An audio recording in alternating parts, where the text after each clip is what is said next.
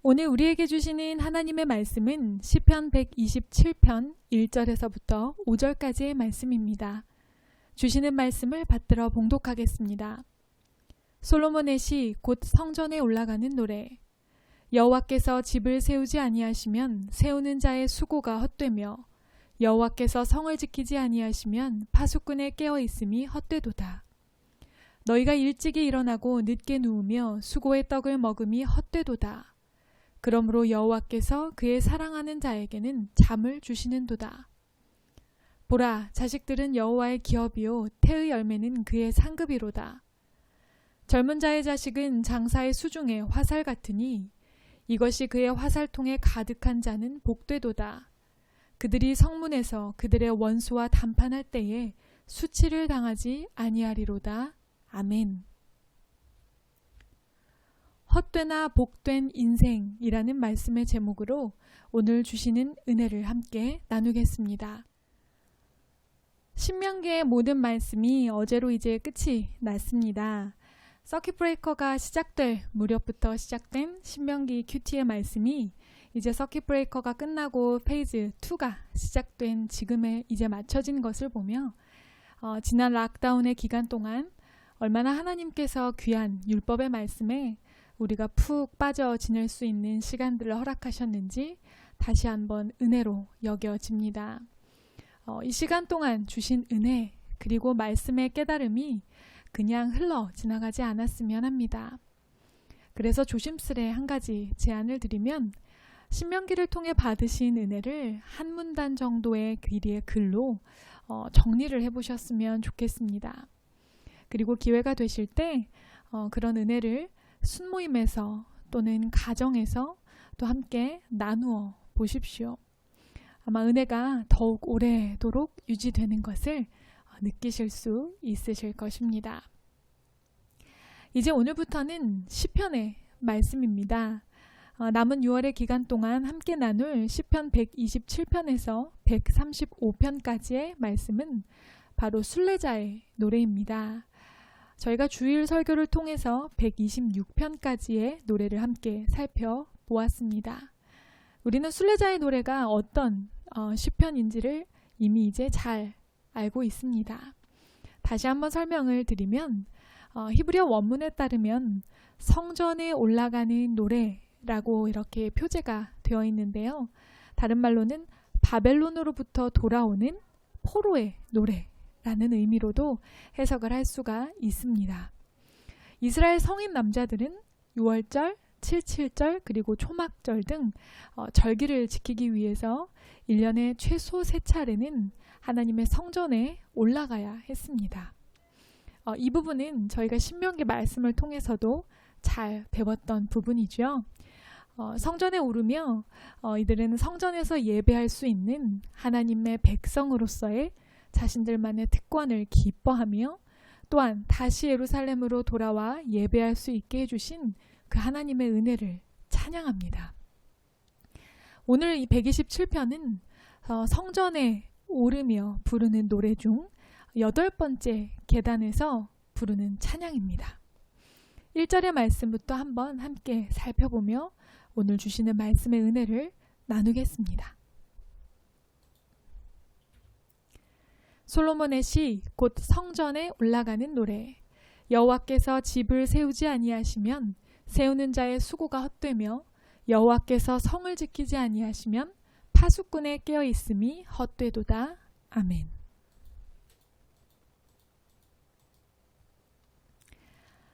(1절의) 말씀을 한마디로 요약을 한다면 헛되다입니다.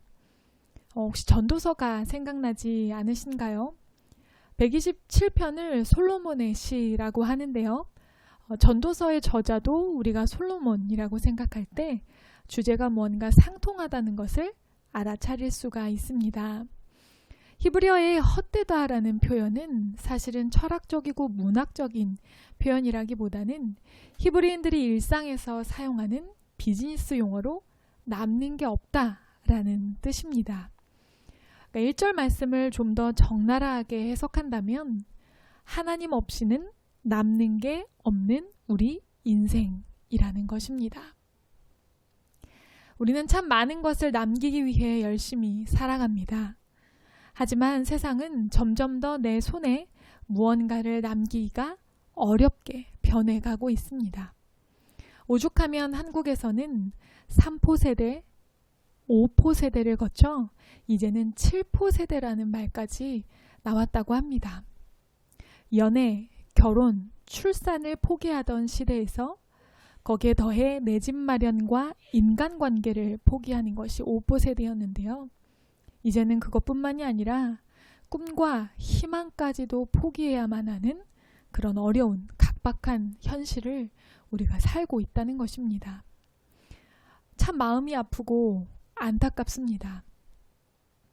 집을 세우기 위해, 성을 지키기 위해 노력하면 하지만 결국은 기나긴 포로의 시기를 보내며 애쓰면 애쓸수록 내 손에 남는 것이 아무것도 없음을 경험했던 이스라엘 백성들의 고백이 오늘을 살아가는 우리의 고백과 크게 다르지 않은 것입니다. 하지만 순례자는 그 모든 헛됨을 경험한 뒤에 다시 회복시키시고 돌아가게 하시며 재건해 주시는 하나님의 은혜를 경험합니다. 그리고 노래합니다. 1절을 다시 바꾸어 노래하면 이렇습니다. 하나님께서 우리의 집을 친히 세워주시고 하나님께서 우리의 성을 직접 지켜주십니다. 아멘. 인생 사는 거 헛되다고 열심히 애쓰고 노력해봐야 내 손에 남는 것 하나 없다고 탄식하는 세상 앞에서 너희가 하나님을 믿으면 그 하나님께서 너희의 인생을 세워주시고 지켜주시는 것을 경험하게 될 것이라 선포하는 것입니다. 그리고 그렇게 선포할 수 있기 위해 우리 삶에 실제로 그런 경험이 있어야 합니다. 때로 무너진 인생 속에서 실패의 쓰라린 아픔 속에서 아무리 지키려 해도 지킬 수 없었던 그 절대적인 한계와 위기의 상황 속에서 전능자 하나님을 바라봄으로 하나님의 은혜를 간절히 사모하고 은혜로 다시 일어서는 일들이 우리의 삶에 실제로 일어날 때 이 노랫말은 우리의 진정한 고백이 될 수 있는 것입니다. 이어 2절 말씀입니다. 너희가 일찍이 일어나고 늦게 누우며 수고의 떡을 먹음이 헛되도다. 그러므로 여호와께서는 그의 사랑하시는 자에게는 잠을 주시는도다. 아멘. 우리 인생에 헛된 일이 한 가지 더 있습니다. 일찍 일어나고 늦게 자면서 먹고 살려고 애써 수고하는 모든 일이 다 헛되다는 것입니다. 여러분 얼마나 인생을 열심히 살고 계십니까? 잠자는 시간을 줄이며 공부하고 야근을 하며 개인 시간까지 다 포기한 채 얼마나 애쓰며 살아가고 있습니까? 세상은 적게 자는 것이 부지런하고 성공적인 인생을 사는 비결이라고 말하며 더 수고하고 더 땀 흘리라고 얼마나 말하고 있습니까? 그러나 하나님은 그것이 헛되다 말씀하십니다. 그리고 세상이 말하는 것과는 정반대로 하나님께서는 사랑하는 자에게 잠을 더 주신다 약속하십니다. 이 말씀은 사실 많은 상황에서 인용이 되고 있습니다. 우리가 웃으며 가장 유머로 많이 사용하는 경우는 언제입니까? 예배 시간에 또 특히 설교 시간에 너무 졸음이 와서 견딜 수 없을 때 우리는 이 말씀을 서로 주고받으며 위로합니다. 여러분은 잠을 잘 주무시나요? 평안히 숙면을 취하십니까? 그렇지 못하다면 그 이유는 무엇입니까? 우리가 편히 자고 쉬어야 하는 순간에조차 내려놓지 못하는 것이 있기 때문입니다. 잠을 자는 시간에는 호흡하는 것 외에 신체와 정신의 모든 기능이 잠시 멈춥니다. 다시 말하면 우리의 의지, 노력, 수고, 몸부림, 고민과 염려, 이 모든 것들을 다 내려놓는 시간인 것입니다. 그러므로 다시 삶이 정돈이 되고 회복되고 준비되어 가는 시간이 바로 우리가 잠자는 시간입니다. 이렇게 우리의 기능이 잠시 멈추는 동안에도 쉬지 않고 일하시는 분이 계십니다. 그분은 바로 하나님이십니다. 이스라엘을 지키시는 이는 졸지도 아니하시고 주무시지도 아니하시리로다. 아멘. 우리에게 잠을 주시고 하나님께서는 그 시간에 쉼없이 일하십니다. 우리를 통해 계획하신 하나님의 일들을 완성하시기 위해, 하나님의 약속을 온전히 성취하시기 위해 졸지도 아니하시고 주무시지도 아니하시며 일하고 계시다는 것입니다. 이것을 온전히 신뢰하는 사람만이 편안히 잠들 수 있습니다. 내가 자는 동안에 무슨 일이 일어나지 않을까 염려하는 사람은 잠들지 못합니다. 그러나 하나님께서 내가 멈추는 그 시간에 일하고 계심을 믿는 사람은 편안히 잠들 수 있는 것입니다. 그래서 표준 새번역 성경은 이 말씀을 이렇게 번역하고 있습니다. 주께서 사랑하시는 사람에게는 그가 자는 동안에도 복을 내리신다. 아멘. 호렙산의 엘리야가 생각이 납니다. 바알의 선지자 450명, 아세라의 선지자 400명과 영적 대결을 펼친 후에 이세벨의 협박까지 엘리야를 찾아와 짓누릅니다. 로뎀나무 아래에 앉은 엘리야는 그곳에서 하나님께 차라리 죽기를 간구합니다. 그만큼 완전히 탈진해버린 상태인 것입니다. 그런 엘리야에게 하나님께서 무엇을 허락하셨습니까? 바로 잠입니다. 죽을지도 모를 두려움과 위기의 상황 속에서 엘리야가 잠을 잘 수 있게 해주셨던 것입니다.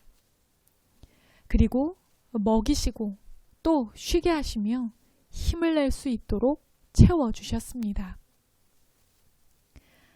인생을 수고스럽게 사느라 지친 우리에게도 하나님께서 이런 회복의 잠을 주시기 원합니다. 허락하신 사명, 부르신 삶의 자리에서 과정 가운데 최선을 다하느라 애쓰고 지친 우리가 하나님께서 사랑하시는 자에게 주시는 단잠을 자고 다시 회복하고 일어나는 은혜가 있기를 원합니다. 우리가 자는 동안에도 일하시는 하나님을 온전히 신뢰하고 믿는 믿음이 우리 안에 있으므로 인생의 모든 결과를 하나님께 맡겨드릴 수 있는 삶이 되기를 원합니다. 그래서 헛되지 않는 의미로 가득한 우리의 인생이 되기를 축복합니다. 이제 3절에서 5절은 사실 1절에서 2절까지의 말씀과는 조금 다른 주제가 전개되고 있습니다. 그래서 학자들은 이 두 부분이 서로 다른 시기에 쓰여졌다가 후에 한데 엮인 것이라고 보고 있습니다. 그렇다면 이렇게 전혀 다른 것 같은 두 노래가 함께 엮이게 된 이유는 무엇일까요? 1절과 2절은 하나님이 계시지 않음으로 헛된 인생에 대해 노래하고 있다면 3절에서 5절은 하나님께서 주신 것으로 인해 복된 인생을 노래하는 내용입니다. 즉 하나님께서 세우시고 지키시는 복된 인생은 결국 3절에서 5절의 인생이라는 것입니다. 3절의 말씀을 다시 한번 읽어보겠습니다. 보라, 자식들은 여호와의 기업이요 태의 열매는 그의 상급이로다. 아멘. 결국 복된 인생의 시작은 가정 생활에서부터 비롯되는 것입니다. 수고하고 애쓰지만 헛된 인생에 하나님께서 자식을 기업으로 주심으로 태의 열매를 상급으로 주심으로 복된 인생이 되게 해주신다는 것입니다. 자녀가 여호와의 기업이라는 것은 무슨 뜻입니까? 이스라엘에게 기업은 땅입니다. 그리고 그 땅의 소유권은 하나님께 있습니다. 그래서 땅의 모든 소산물을 하나님의 뜻대로 하나님의 말씀대로 사용해야 했습니다. 자식이 여호와의 기업이라는 것은 마찬가지로 그 소유권이 하나님께 있다는 것입니다. 하나님께서 맡겨주신 땅을 최선을 다해 가꾸고 돌보며 그 소산물로 하나님께 영광을 돌리고 이웃을 사랑해야 했던 것이 바로 신명기의 가르침이었는데요.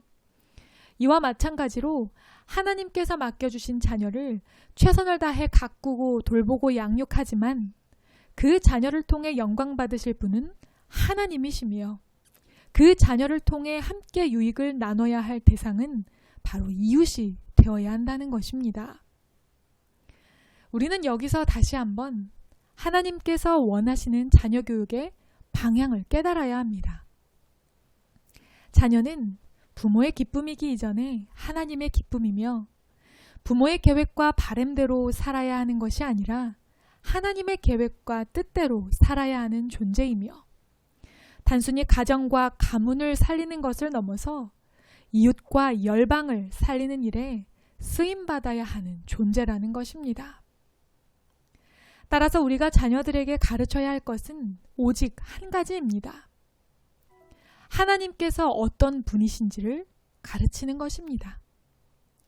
그래서 자녀의 삶의 참 주인이시고 참 아버지이신 하나님과 자녀가 직접 교제하며 그분의 뜻을 발견하고 이루며 살아가도록 인도해 주어야 하는 것입니다. 이어 5절 말씀입니다.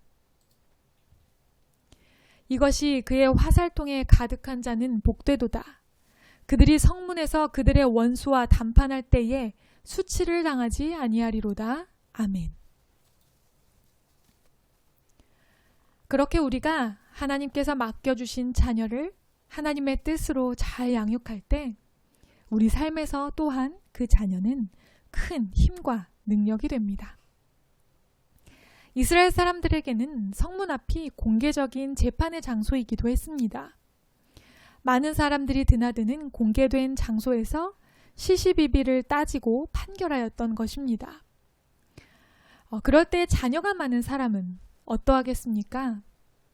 자신의 편을 들어주는 지원군이 많은 것입니다. 5절 말씀은 바로 이런 이스라엘의 문화적 배경을 바탕으로 쓰여진 구절입니다. 저는 이 말씀을 조금 더 확대해서 묵상해 보았습니다. 과연 우리 가정 안에 허락하신 자녀와 부모의 관계에서만 해석되어야 하는 말씀일까요?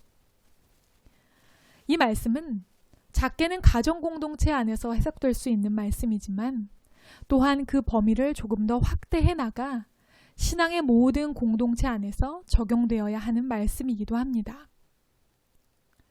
우리에게 맡겨주신 다음 세대를 먼저는 가정 안에서 그리고 더 나아가서는 허락하신 신앙의 공동체 안에서 또 세상 공동체 안에서 만나는 모든 영적인 자녀들을 하나님의 마음으로 이렇게 양육하고 돌보며 하나님이 누구이신지를 가르칠 때 우리의 화살통이 가득 차게 될 것이라는 약속의 말씀입니다.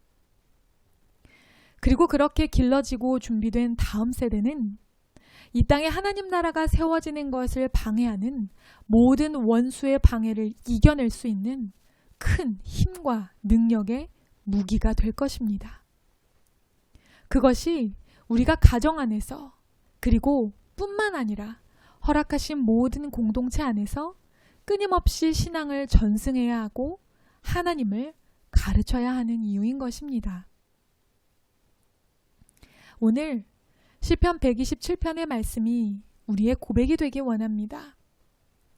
세상에 많은 사람들이 자신이 바쁘게 수고하며 살지만 이 세상에 내가 왜 존재하는지 그 이유를 찾지 못해 허무와 무의미 속에 무너지고 있습니다. 이토록 소중한 인생의 한 번뿐인 기회와 시간 앞에 많은 것을 포기한 채 마지못해 살아가고 있습니다. 이렇게 아픈 시대, 무의미와 허무가 가득한 시대에 오늘 말씀이 주시는 의미가 매우 크다는 것을 깨닫습니다. 우리 인간은 무로부터 창조되었습니다. 아무것도 아닌 것에서부터 하나님으로 인해 의미 있는 존재가 된 것입니다. 죄의 본성으로 가득한 존재이지만 하나님의 은혜로 인해 세상 가운데 하나님의 자녀로 다시 설 수 있었으며 생명의 일, 또 하나님께서 맡겨주신 사명이라는 의미 있는 일을 감당하며 살게 되었습니다. 하나님이 안 계시면 우리는 아무것도 아니며 하나님이 돕지 않으시면 우리는 아무것도 할 수 없습니다. 그러나 하나님만 계시면 모든 것이 가능하고 모든 것이 채워집니다. 그 믿음으로 살아가는 우리, 그 믿음을 전승하고 가르치는 우리가 되기를 주님의 이름으로 축복합니다. 함께 기도하겠습니다. 사랑의 하나님, 시편 127편의 말씀을 오늘 다시 한번 붙잡습니다. 하나님께서 함께 하심으로 우리의 인생이 결코 헛되거나 무의미한 인생이 되지 않게 주님 붙잡아 주시옵소서. 또한 하나님의 살아계심을, 하나님의 일하심을, 하나님의 도우심을 끊임없이 허락하신 자녀와 다음 세대에게 가르치고 알리는 사명을 감당하는 우리가 되게 하여 주시옵소서. 그래서 세상 가운데 하나님의 이름을 드높이며 많은 이들에게 하나님의 살아계심을 증거하는 우리의 인생이 되게 하여 주시옵소서. 모든 말씀 예수님의 이름으로 간절히 기도드립니다. 아멘.